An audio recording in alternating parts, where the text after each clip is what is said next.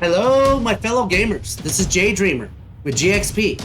Together, we learn, share, and grow our gaming experience. Today, we're going to be talking about Reign of Chaos Season 2 and preparing your farm for double duty. Let me jump into the highlights so we can get into this. Basically, we've ended our ROC first season.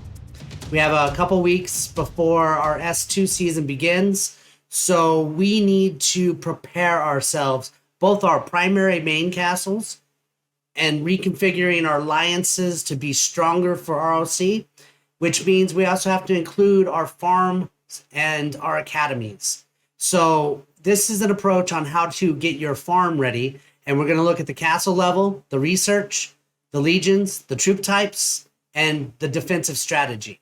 So let's jump right into that.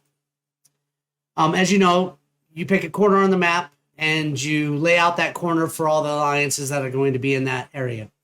Typically, the ones that rank the highest get the top seed in that corner because they have the strongest opponents and they want to push them as far away as they can. Second tier, third tier, fourth tier, going down and out the edges and down the middle are the lower level ranked alliances. They're going to have less stronger alliances attacking them. Plus, if everyone's working together and you have your farms extending the defensive tile zone, it makes it almost impossible for people to reach to the back corner. And if you can put 5 strong alliances that have 5 to 10 farms and academies, that's a corner that most people are not going to want to mess with. So that's the philosophy of cornering. So let's jump into the actual farm itself. I've got a level C15 farm. Okay. The very first thing that I want to try and do over the next 2 weeks is I want to try and get this C15 to a C19. Okay. The reason why I want it to get to a C19 is because then I can put dragon bolts in place for defense against dragons. Now, that's just so it doesn't get zeroed out by a dragon. Now, if it is attacked by an ROC dragon, there's no defense against those no matter what type of bolts or what type of level you are. If someone tiles next to you and hits you with the ROC dragon, bye-bye. So, just so you know. All right, now, with that being said, the castle level, I'm going to try and get it to C19, but if I don't, I'm not going to put it in a key position in the cornering defense. I'm going to keep it away from the alliance. I'm going to keep it away towards the edges of the tile defense, because if it does get zeroed, I don't want my 2x2 square to become where it's close enough for someone to move into. That's the reason why if I don't get to C19, I won't put it in the defensive strategy of protecting the alliance, and I will then only focus on defensive tile taking when the enemy is attacking. So that requires my troops, all right? So I'm going to jump around the highlights a little bit. Like I said, we're going to talk about research, but I want to jump into my legions. So with your legions, basically a farm isn't really geared up to be able to beat up other farms or other troops. It should really be horseman heavy, and T1 horseman is what it should be. So it's not necessarily about power. You do want enough power to be able to take level 4 tiles when you are in the outer band of the map. So you want T1s that gets you pretty good. You want heroes. Heroes need to be, maxed out skill 1. If you can max out skill 1 and you can have 3 heroes in that legion, you're doing stellar. And if you have T1 horsemen, you should have about 100,000 people in that legion, and you should have about 300,000 power. That should be sufficient enough to take any up to level 4 tile. So that's the focus of the legion. All right. That's the focus of the heroes, and that's the focus of the troops.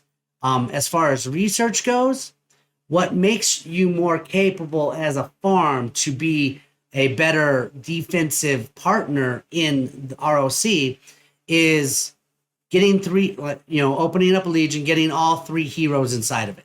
Okay, even if it's just one legion, that's a better, stronger legion. The other one is cav.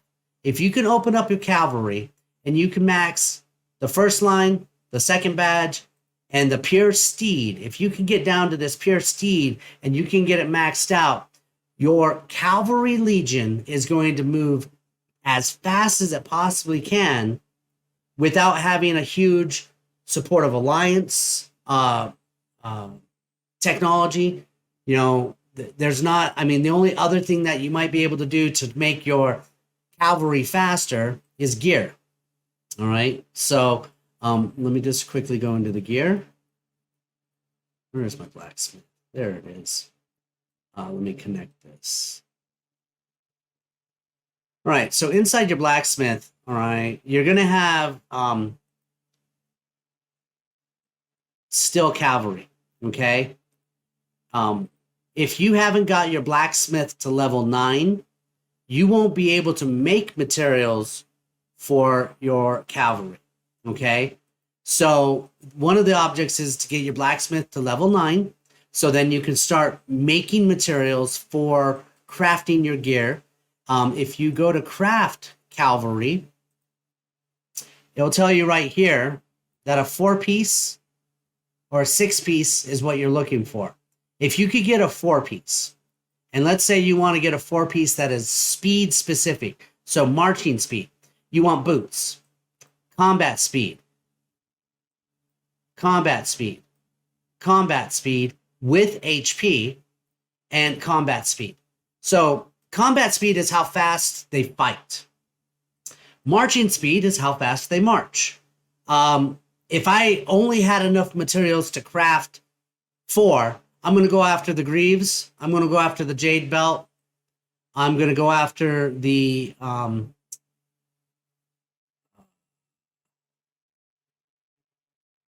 Ranzier and the Helm. Because that basically gets me might against footmen, speed, marching speed again, cav HP. That gets me my resistance, my combat speed, and another marching speed. So those were the 4 that I would work on. And if you can get up to your blue, you get a 4-piece blue, you get 5% increase in marching speed. You get 5%. You get 1%, but you get 1%. Oh, wait, let's get that on the blue. So 5%. And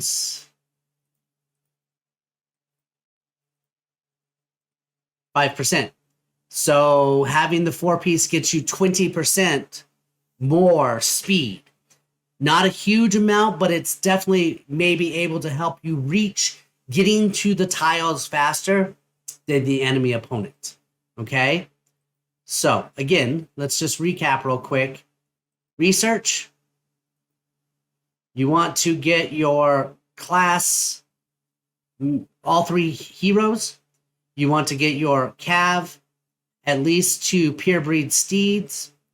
You want to try and get your legion to have at least 100,000 troops of T1 footmen. You want to try and put them into gear. A 4-piece blue set for still cavalry would be awesome. Castle level 19, if you can get there. And let's check highlights one more time. Defensive strategy.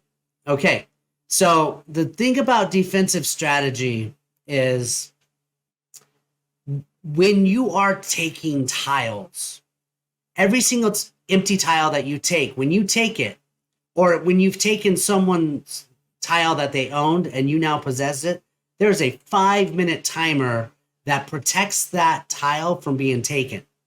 So if you were to take a tile, they have to wait 5 minutes, and then they start to attack that tile, and you know you're faster to the tile behind it, you take that tile again. So let's say they just took that tile, you've taken the other tile, they have to wait another 5 minutes before they can go again. Don't try and beat them to a tile that has been taken, that they're trying to take. Take the one above it. Take the ones around it. Take a couple away from the target that they want, unless you're faster to the target that they're going after and you can take the target. If you're sending T1 horsemen and you only have 100,000 of them and you're trying to take a tile that requires 500 demo, you cannot take it in one shot. You need footmen at that point. So take the empty tiles that are in front of them in their immediate path. So the 5-minute timer allows you to block their path. If you have a 500 demo legion that can take tiles that are enemy tiles or other taken tiles, and you can make those into 5-minute hold tiles, use that legion for that case. But other than that, the empty tiles are the farm defensive friends. They're the ones that are going to help you create a 5-minute barrier. So use that to slow down enemy advances with your farm. Okay. So with that being said, I believe I've covered everything. Castle research, legions, troop types, defensive strategy. Okay. So if you guys have any questions, please feel free to ask.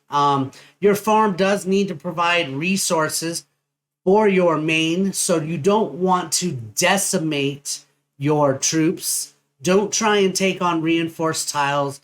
Don't try and fight the enemy. Only try and impede their attack, or use your farm to clean up tiles after total war.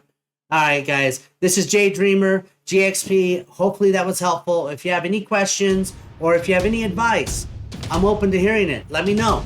Have a great day. Enjoy your game and share what you learned.